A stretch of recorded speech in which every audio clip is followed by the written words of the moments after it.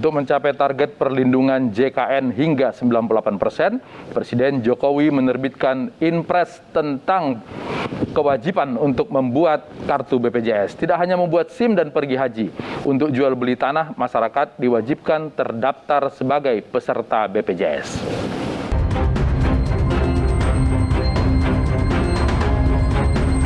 Presiden Joko Widodo mengeluarkan Instruksi Presiden Nomor 1 Tahun 2022.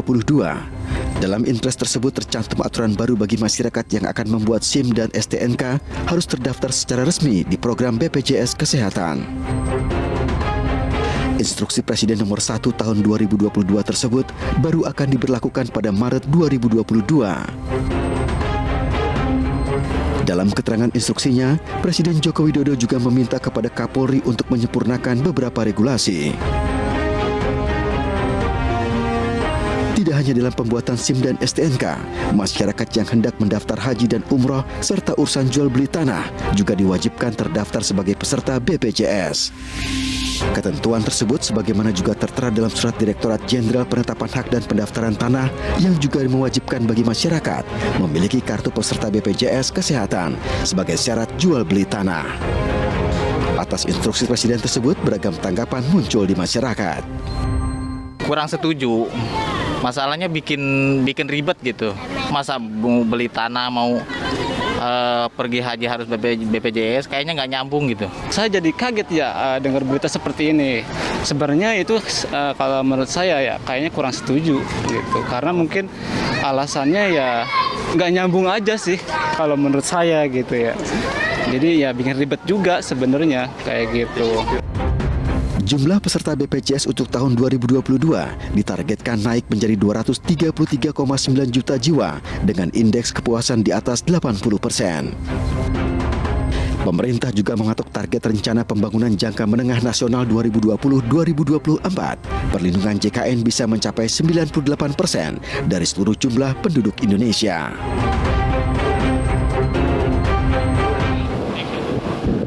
Seperti apa formula mewajibkan semua urusan publik harus memiliki kartu BPJS Kesehatan?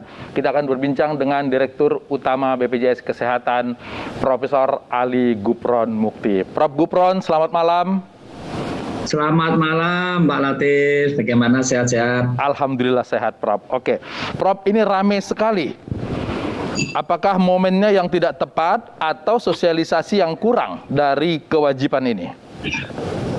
Baik, jadi menurut saya ini adalah mispersepsi karena memang sosialisasi belum, karena memang belum berlaku. Oke. Jadi ini kan prosesnya sudah panjang, tetapi instruksi Presiden kan baru 2022, jadi belum. Dan nanti itu kan pasti ada satu strateginya, bukan tiba-tiba terus semua berlaku untuk administrasi publik, begitu belum. Dan itu pun kan juga ada tahap-tahapannya. Dan ini banyak tidak paham menurut saya karena ini mispersepsi saja. Jadi contohnya tadi wawancara ini ribetnya di mana? Kalau peserta BPJS ya, sekarang ini Pak, ini banyak orang tidak tahu aja. Dalam waktu kurang dari 5 menit bisa mencetak kartu BPJS di kita, gitu. Ini bisa dibuktikan, nanti bisa kami kasih tahu caranya. Jadi ini belum banyak tahu. Ya.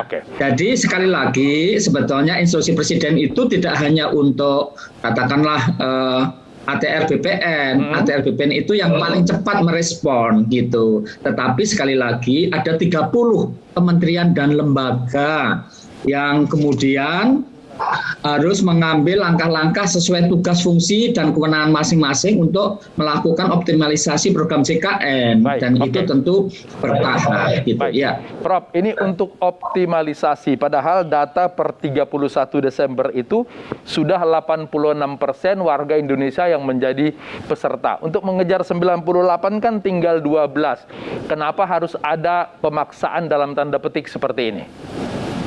Ini tidak pemaksaan, tapi untuk diketahui wajib itu sudah ada undang-undangnya, Undang-Undang SJSN, ya itu tahun 2004. Ya. Ya, demikian juga ada PP-nya ya. PP itu tahun 2013 bahkan ya, PP 86. Demikian juga sudah ada Perpresnya, Perpres nomor 82 tahun 2018. Dan ini semua bertahap. Sekali lagi, saya mau nanya ribetnya di mana? Karena 5 menit kurang, dia bisa ngecek status aktif apa tidak, ngeprint artinya mencetak ya, bisa kurang dari 5 menit. Oke. Nah, ini yang tidak dipahami. Baik, kelompok miskin ditanggung oleh pemerintah pembayarannya. Kemudian betul sekali. ya, PNS, TNI, Polri, buruh dibayar oleh perusahaan. Lantas siapa ini yang disasar, yang 12% yang belum masuk menjadi peserta BPJS Kesehatan ini?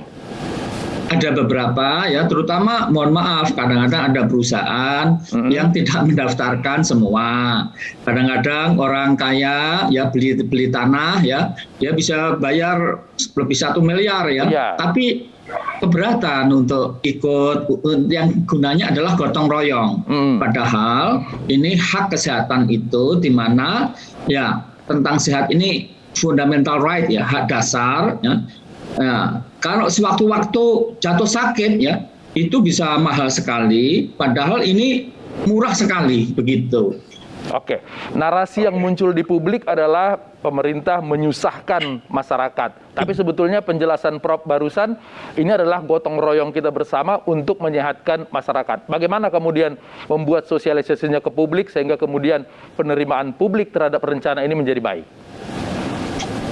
Betul sekali. Jadi ini harus kerjasama semua pihak, dan kami karena barusan ya tadi malam aja ini ditanya, dan ini sebelumnya tidak ditanya-tanya gitu. Jadi ini karena kan ada yang mempertanyakan baik dari masyarakat karena juga belum lama tahunya, dan masyarakat itu tadi narasinya itu ini bikin ribet ini, padahal kurang dari 5 menit ribet nggak kira-kira? Ya untuk tahu ya, dan untuk bisa mencetak itu. Jadi apanya kami juga kurang paham ribetnya itu. Tetapi yang jelas dengan ini orang tuh sadar, loh ini saya sudah punya sudah menjadi peserta aktif BPJS belum ya? Nah gitu. Jadi kalau demikian kami optimis yang RPJMN yang disebut tadi tahun 2024 98% itu bisa tercapai. Jadi masyarakat saling gotong royong gitu. Baik, Prof, ini kalau untuk melaksanakan Inpres ini berarti harus ada peraturan lain di bawahnya, katakanlah Permen ATR BPN yang mewajibkan tentang pembelian tanah. Nantinya 30 KL itu semuanya harus ada peraturan dulu baru bisa jalan ya, Prof? Ya, yang jelas ada semacam entah SE, surat edaran atau apa, tetapi tidak bisa kemudian instruksi ini terus jalan sendiri gitu, tidak bisa.